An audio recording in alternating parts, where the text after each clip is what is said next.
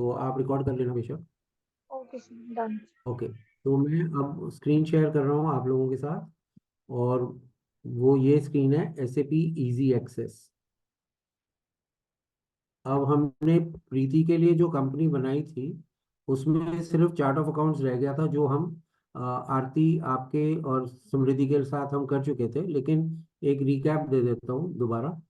तो OBY6 में जो हमने प्रीति के लिए कंपनी बनाई थी उसकी पहचान थी PRAA। तो PRAA जब आप इधर एंटर करते हो तो आप देख सकते हो प्रीति गारमेंट्स लिमिटेड, ये एक कंपनी बनाई थी। और एक बनाई थी PRAB, वो थी प्रीति कॉस्मेटिक्स। तो प्रीति गारमेंट्स को जब आप डबल क्लिक करते हो तो यहाँ आप देख सकते हो posting period variant, field status variant हमने आरती आपकी कंपनी कोड में भी बना रखा है, फिजिकल ईयर वेरिएंट भी बना रखा है, आपके चार्ट ऑफ अकाउंट्स भी बना हुआ है। सिर्फ प्रीति के यहाँ नहीं बना हुआ, तो वो अभी बना लेते हैं। प्रीति कॉस्मेटिक्स में भी आपका field status variant, posting period variant बना हुआ है। और सिमिलरली आप तीनों की कंपनी कोड्स के लिए हमने नंबर रेंज भी बना रखी है FBN1 में। और वो नंबर रेंज मैंने आपको बताया था। अब जैसे PRAA में अगर मैं आपको दिखाऊं तो ये नंबर रेंज हमने क्रिएट किए थे for recording various type of documents. तो 01 मैंने आपको बताया था सिस्टम में दिया हुआ है। 01 is the number range for recording general ledger documents.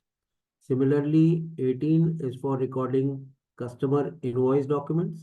19 is for recording vendor invoice documents.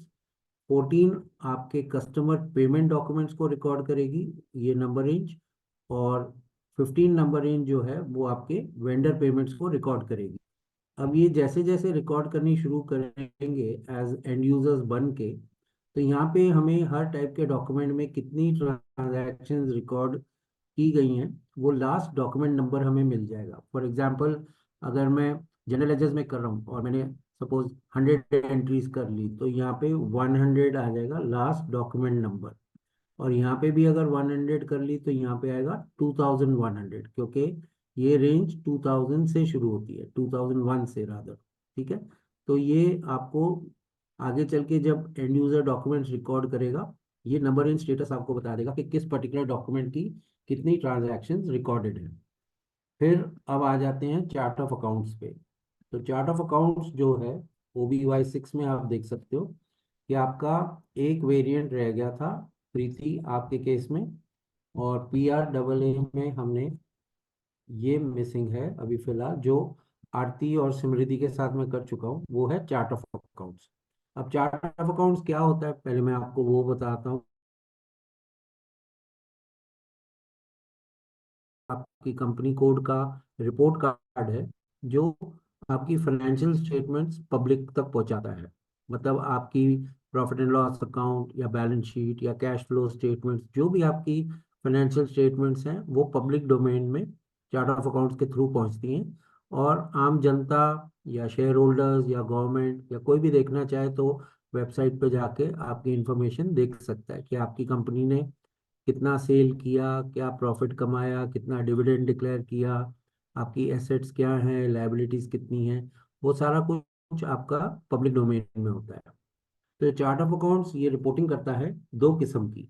एक करता है फाइनेंस की, जो मैंने आपको बताया पब्लिक डोमेन में होता है। और एक वो करता है कंट्रोलिंग की। कंट्रोलिंग और फाइनेंस दो अलग अलग मॉड्यूल्स हैं, लेकिन एक ही सिक्के के दो पहलू हैं। They are two sides of the same coin.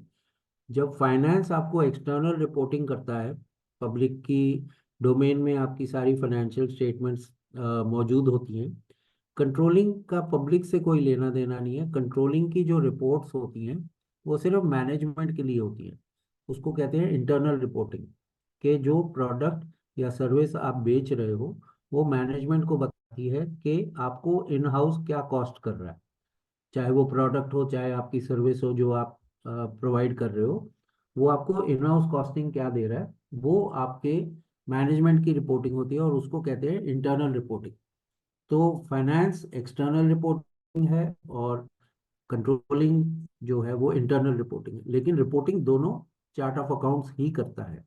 इसके लिए चार्ट ऑफ अकाउंट्स सबसे ज़रूरी है, this is the nerve centre of your financial statements.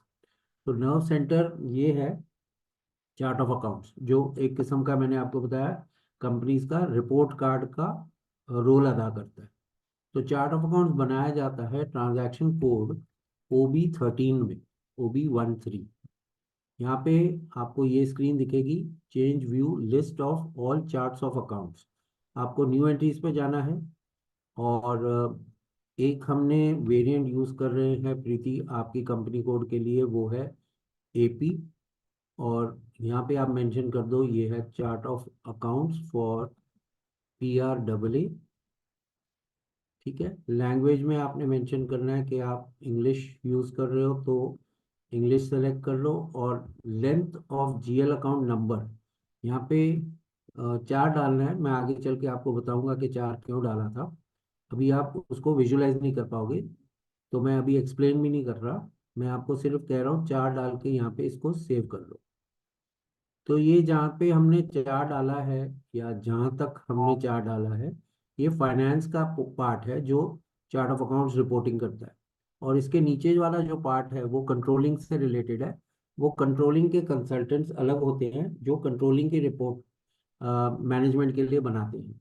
लेकिन integration of finance and controlling is done at the chart of accounts level. तो ये ध्यान रखना, कभी इंटरव्यू में भी पूछते हैं कि चार्ट ऑफ अकाउंट्स का रोल क्या होता है। तो उसका रोल ये है कि it is the reporting tool which reports for both finance and controlling.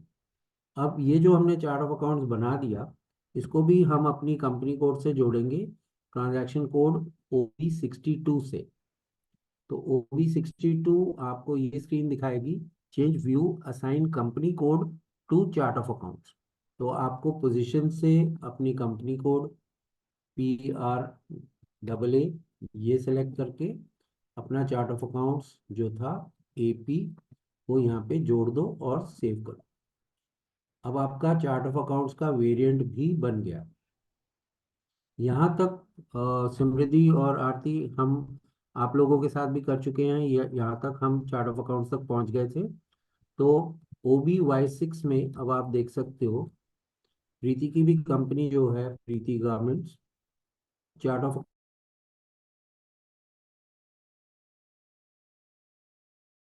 के सारे वेरिएंट्स बन गए हैं। आपका physical year variant K4 which represents calendar year January to December. फिर आपका posting period variant, field status variant, chart of accounts variant. एक ही हमने सिंबल रखा हुआ है AP फॉर PRAA।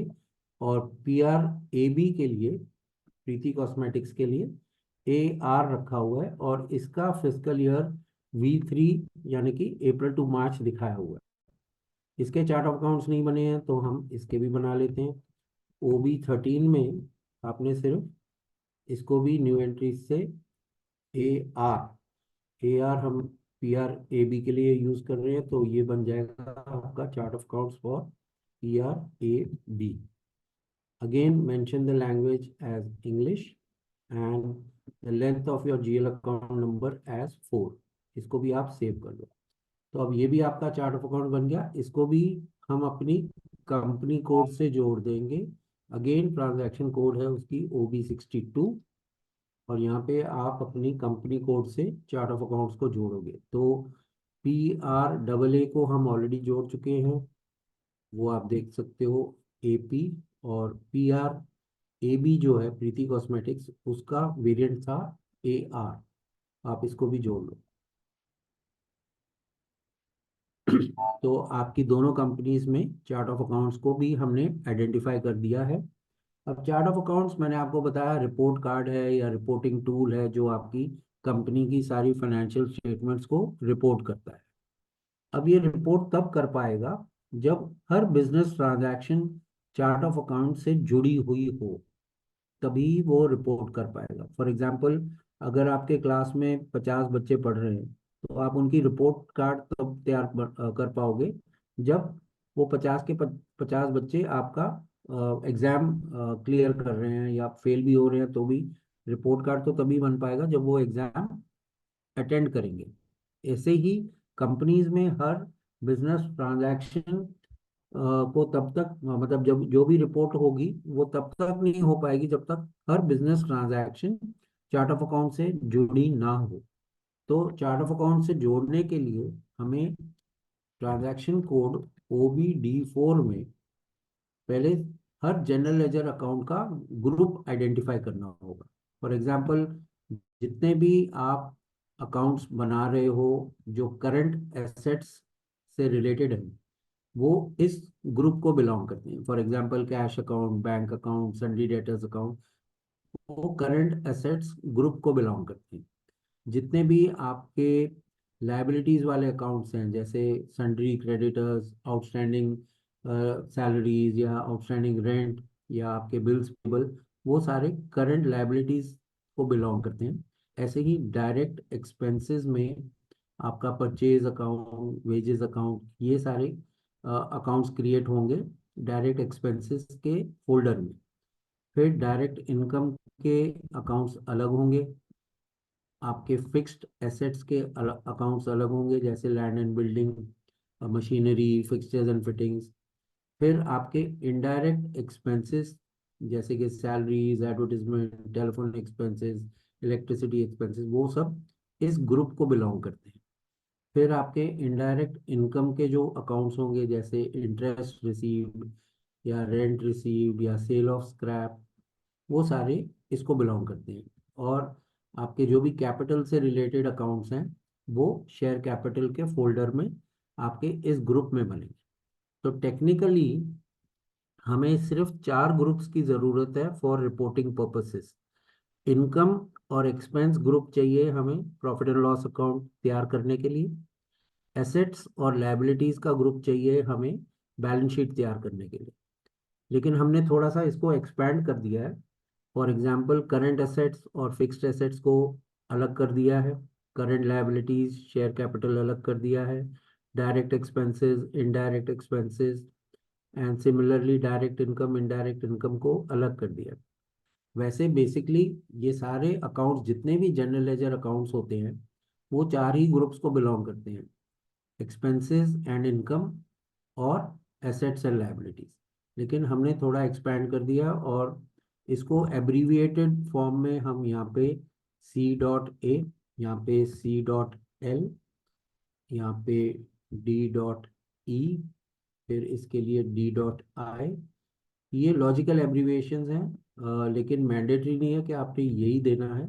आप उनको नंबर्स से भी आइडेंटिफाई करना चाहो तो कर सकते हो, लेकिन ये लॉजिकल है, इसके लिए मैंने इनको चूज किया हुआ है यहाँ पे S.C।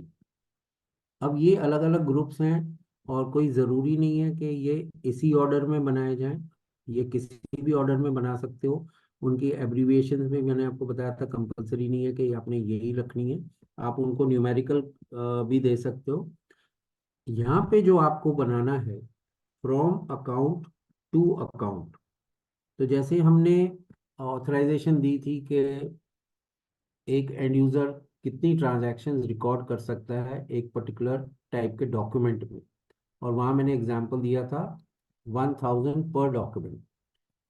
यहाँ पे भी मैं एग्जांपल दे रहा हूँ 1000, लेकिन 1000 अकाउंट्स पर ग्रुप।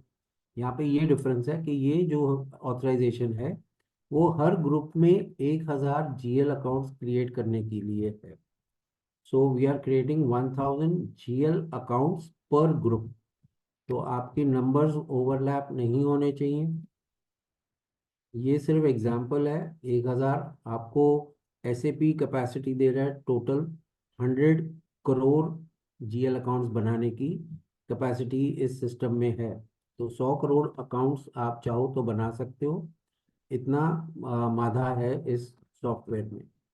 मैंने सिर्फ एग्जांपल के तौर पे 1000 अकाउंट्स पर अकाउंट ग्रुप ये ऑथराइजेशन यहाँ पे दे रहा हूँ। तो 5001 टू 6000, फिर ये हो जाएगा 6001 टू 7000, और फाइनली ये हो जाएगा 7001 टू 8000। अब ये कोई ज़रूरी नहीं है कि आपने 8 ही ग्रुप्स बनाने हैं। अगर आप एक्सपैंड कर रहे हो तो आप इन्वेस्टमेंट्स का ग्रुप अलग बना सकते हो, रिजर्व्स एंड सरप्लस का अलग बना सकते हो, ऐसे और जितने मर्जी क्लाइंट के कहने पे ग्रुप सेपरेट करने हो हम कर सकते हैं। ये सिर्फ एग्जाम्पल है, और ये भी कितने अकाउंट्स बना सकते हो ये भी मैंडेटरी नहीं है कि इतने ही बनने हैं। आप अपने एक्सपर्टीज के हिसाब से कम ज़्यादा भी बना सकते हो। यूजली तो ज़्यादा ही बनेंगे, कम कम नहीं बनेंगे, ज़्यादा ही बनेंगे। जो मैंडेटरी है, अभी इसमें मैंने हर चीज वेरिएबल बताई है आपको कि ये किसी भी ऑर्डर में बन सकते हैं, ये एब्रीविएशन कोई भी हो सकता है, ये ऑथराइजेशन कुछ भी हो सकती है, लेकिन जो मैंडेटरी है वो है कि आपका हर ग्रुप आपके चार्ट ऑफ अकाउंट से जुड़ा होना चाहिए। अगर वो जुड़ा नहीं होगा तो रिपोर्टिंग नहीं हो पाएगी। अब हर बिजनेस ट्रांजैक्शन किसी ना किसी अकाउंट को बिलोंग करती है, और वो अकाउंट किसी ना किसी ग्रुप में बना हुआ होगा। तो डायरेक्टली अगर आप ग्रुप को जोड़ रहे हो अपने चार्ट ऑफ अकाउंट से, तो हर बिजनेस ट्रांजैक्शन आपकी इनडायरेक्टली आपके चार्ट ऑफ अकाउंट से जुड़ जाती है, और तभी ही वो रिपोर्टिंग कर पाएगा। तो आपने ये जो पहला कॉलम था जो मैंने अभी लास्ट में भरा है, वो मैंडेटरी है कि all your groups should be assigned to your chart of accounts, और आप इसको सेव कर लो। तो ये आपका चार्ट ऑफ अकाउंट्स के साथ सारे जीएल अकाउंट के ग्रुप्स जुड़ गए हैं। और जब हम मास्टर डेटा क्रिएट करेंगे जनरल लेजर्स का, वो इन ग्रुप्स के अंदर ही बनेगा। अकाउंट्स में जो भी ट्रांजैक्शंस रिकॉर्ड होंगी वो इन ग्रुप्स में रिफ्लेक्ट करेंगी, और ये ग्रुप्स हमने ऑलरेडी आपके चार्ट ऑफ अकाउंट से जोड़ दिए हैं ताकि रिपोर्टिंग हो सके। अब ये हमारा एंटरप्राइज स्ट्रक्चर तकरीबन कंप्लीट हो गया है। जो लास्ट ट्रांजैक्शन कोड है वो है OB53। OB53 is for balance carry forward to the next year. उस वो भी आपके चार्ट ऑफ अकाउंट से ही रूट होगी। तो आप अपना चार्ट ऑफ अकाउंट्स यहाँ पे मेंशन कर दो और एंटर प्रेस कर लो। तो आपके सामने ये स्क्रीन खुलेगी। Chart of accounts AP represents charts of accounts for PRAA। ये BIL जो है balance carry forward, basically it means retained earnings. For example आपने बोनस डिक्लेयर किया या डिविडेंड डिक्लेयर किया, लेकिन अभी बटा नहीं है, वो अगले साल में ट्रांसफर हो जाएगा। तो उसके लिए SAP के मैनुअल में लिखा हुआ है कि आपको P&L स्टेटमेंट में अल्फाबेट X ये लिखना है, और अकाउंट बेसिकली ये रिटेन्ड अर्निंग्स अकाउंट है, आपको इसमें Y लिखना है। ABCD नहीं लिखना, सिर्फ X और Y। और X ये जैसे K4V3 की सेटिंग ऑलरेडी अंदर हो चुकी है सिस्टम में, ऐसे ही X और Y की भी सिस्टम में सेटिंग हो रखी है ताकि ये आपके बैलेंस कैरी फॉरवर्ड हो सके। तो X के लिए एक बार एंटर प्रेस करोगे तो X आप,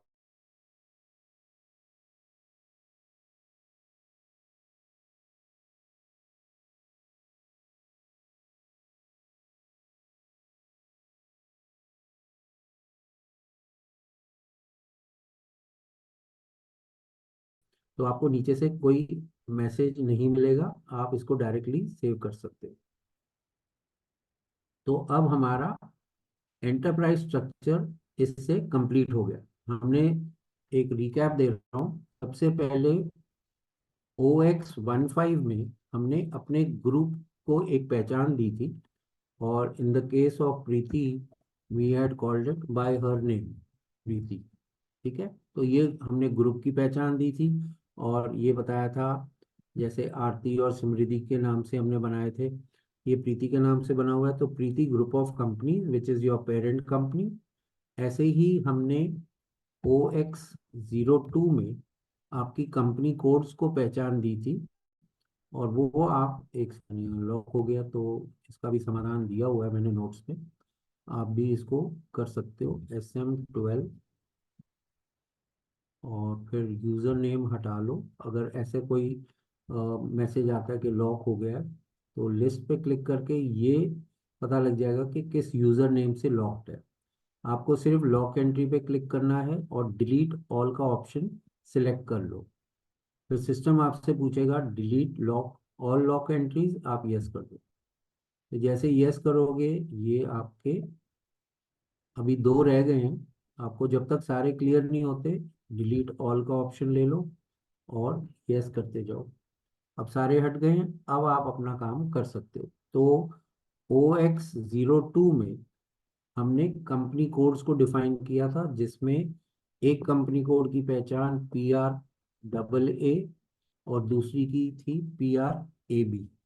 तो प्रीति गारमेंट्स की ये पहचान थी। और मैंने बताया था एड्रेस शीट में अगर जो भी इंफॉर्मेशन हमने भरी हो, ऑफ कोर्स हमने कहीं पे भी नहीं भरा कुछ, लेकिन अगर भरी हो तो वो उसको हम एक्सेस कर सकते हैं या चेंजेस कर सकते हैं।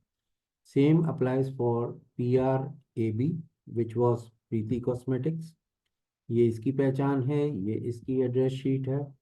और यहाँ पे भी हमने ऑफ कोर्स कुछ भरा नहीं है, सिर्फ कंट्री को आइडेंटिफाई किया था। अब इन दोनों कंपनी कोड्स को OX16 में हमने अपने पेरेंट ग्रुप से जोड़ दिया था। तो ये स्क्रीन आपका हेडिंग है assign company code to company. तो पोजीशन से आप अपनी कंपनी कोड PRAA और PRAB दोनों को हमने अपनी पेरेंट ग्रुप की पहचान से जोड़ दिया था। और ये आप देख सकते हो EC01 के थ्रू आपका स्ट्रक्चर। तो स्ट्रक्चर पे क्लिक कर लो, फिर नेविगेशन पे क्लिक करो और इस मैसेज को ओके कर दो।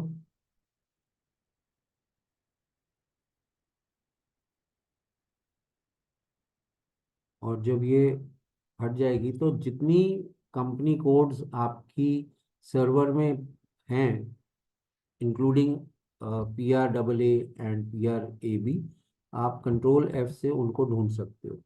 तो PRAA को अगर मैं ढूंढ रहा हूँ तो ये अलग से बार स्टैंड आउट हो जाएगी, इस पर डबल क्लिक करना है मुझे। फिर ये लिस्ट में सबसे ऊपर आ गई, दोबारा डबल क्लिक करूंगा तो ये मुझे हायरार्की दिखा देगी, सिस्टम दिखा देगा कि PRAA जो है प्रीति गारमेंट्स, वो प्रीति ग्रुप ऑफ कंपनीज का हिस्सा है। जो पहचान हमने ग्रुप को दे रखी है वो है Preeti. Similarly for PRAB, Preeti cosmetics is also part of Preeti group of companies. इसके बाद हमने OB29 में आपके पास दोनों ऑप्शंस हैं। आप जो बने हुए सिंबल्स हैं उनको भी एज अ वेरिएंट यूज कर सकते हो या अपना भी बना सकते हो। इन प्रीतिस केस हमने K4 और V3 को ही अपनाया हुआ है, अपना खुद का नहीं बनाया था। तो वो भी हम देख सकते हैं कि K4 represents a fiscal year which is also a calendar year।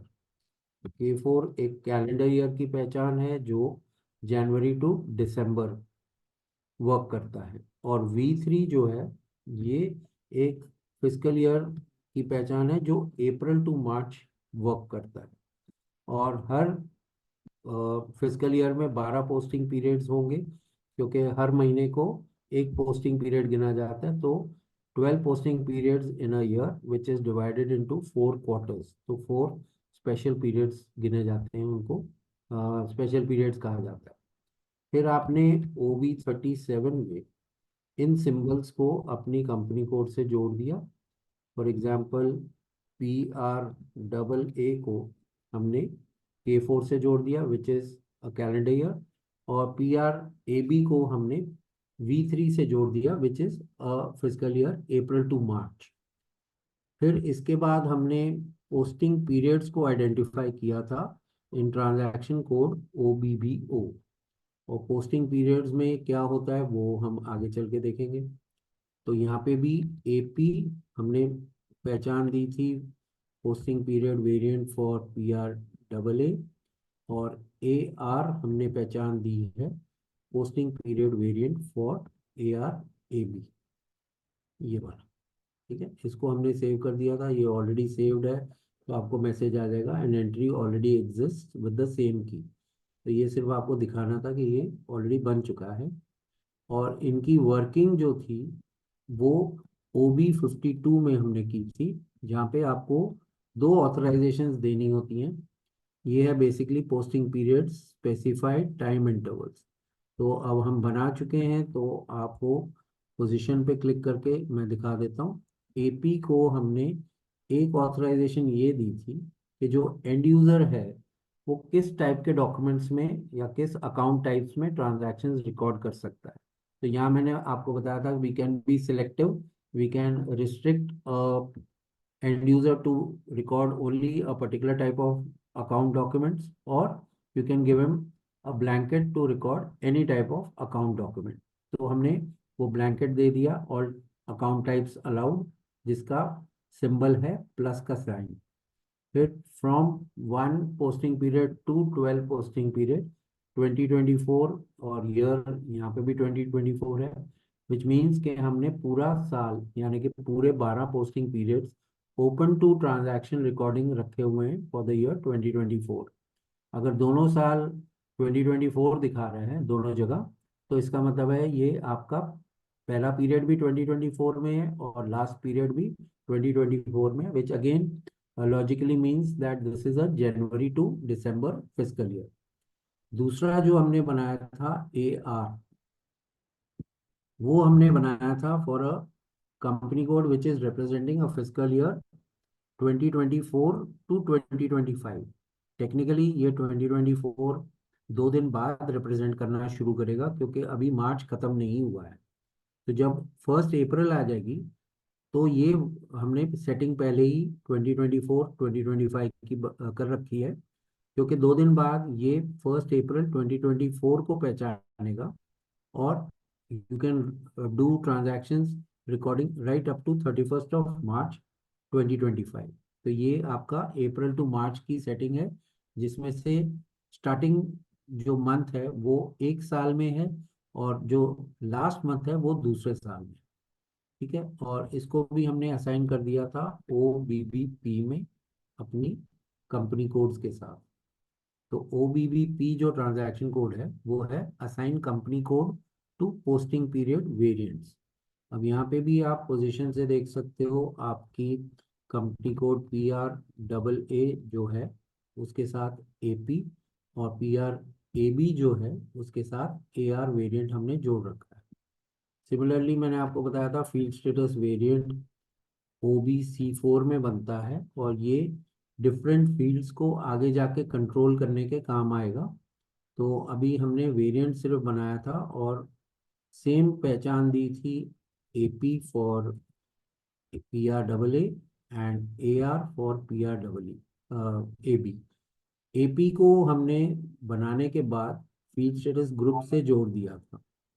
Sorry, इसको एक को सिलेक्ट करना होता है, तो फील्ड स्टेटस ग्रुप के साथ हमने इस पर्टिकुलर वेरिएंट को जोड़ रखा है। लेकिन आई एम श्योर हमने AR को नहीं जोड़ा था, और अगर जोड़ा है तो भी देख लेते हैं। ओके, तो AR को हमने जानबूझ के छोड़ रखा है, क्योंकि जब जनरल लेजर्स का मास्टर डेटा बनेगा तो PRAA में तो बन जाएगा, PRAB में नहीं बनेगा। और किस वजह से नहीं बनेगा वो पहले मैं आपको दिखा दूंगा, फिर हम इसको आके जोड़ देंगे।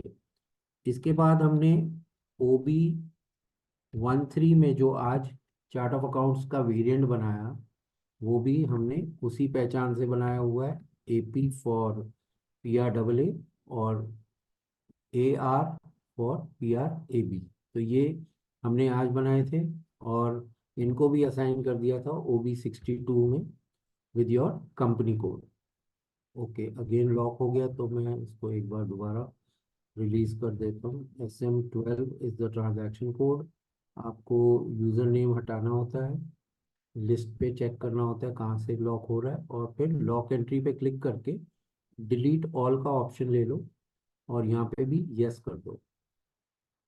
तो ये अपने आप या तो सारे डिलीट हो जाएंगे इकट्ठे, या फिर एक एक करके। अब सारे इकट्ठे हो गए हैं, तो OB62 में कमिंग बैक टू हम जहाँ थे, वो था assign company code to your charts of account.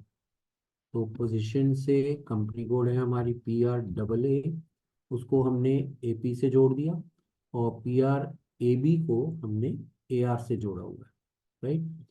फिर आपको मैंने बताया था नंबर रेंजेस FBN1 में हमने बनाई थी to record different type of documents, और इनको अलग से असाइन नहीं करना पड़ता, क्योंकि ये ऑलरेडी आप अपनी कंपनी कोड के थ्रू ही बना रहे हो। तो ये जो हमने बनाए थे to record different type of documents, और जो ऑथराइजेशन हमने दी थी वो यहाँ पे विजिबल हैं कि 1000 ट्रांजैक्शंस पर डॉक्यूमेंट। तो ये भी मैंने आपको बताया था, सिर्फ एग्जाम्पल है। आपको एसएपी की तरफ से 100 करोड़ ट्रांजैक्शंस रिकॉर्ड करने की कैपेसिटी है सिस्टम में। OBD4 में हमने अकाउंट ग्रुप्स को आइडेंटिफाई किया था, जिनमें हम जनरल लेजर्स का मास्टर डेटा बनाएंगे, और वो हम बनाएंगे अगली क्लास में। तो एपी जो हमारा है वो था for different account groups, current assets, current liabilities, direct expenses, direct income. इसमें भी हमने ऑथराइजेशन दी है कि 1000 general ledger accounts per group हम बना सकते हैं। तो ये भी मैंने बोला था, सिर्फ एग्जाम्पल है। और लास्ट जो ट्रांजैक्शन कोड थी वो थी OB53, जिसमें हमने अपने एंटरप्राइज स्ट्रक्चर को कंप्लीशन के लिए बैलेंस कैरी फॉरवर्ड के लिए भी, अगेन मैंने आपको बताया था, चार्ट ऑफ अकाउंट्स के थ्रू आपने जाना है। तो इस केस में जब आप एंटरप्राइज करते हो तो एक्स और वाई की ज़रूरत है, जो हमारा बैलेंस कैरी फॉरवर्ड कर देगा रिटेन्ड अर्निंग्स का। ठीक है, आज भी जूम का टाइम आउट होने वाला है, तो आज इतना प्रैक्टिस कर लेना, फिर नेक्स्ट क्लास में हम आगे बनाएंगे कि जनरल लेजर्स का मास्टर डेटा कैसे क्रिएट होता है। ठीक है। ओके ठीक है। सर। हाँ जी। Okay okay then. Sir. Okay, good night, bye bye. Okay, good night, bye.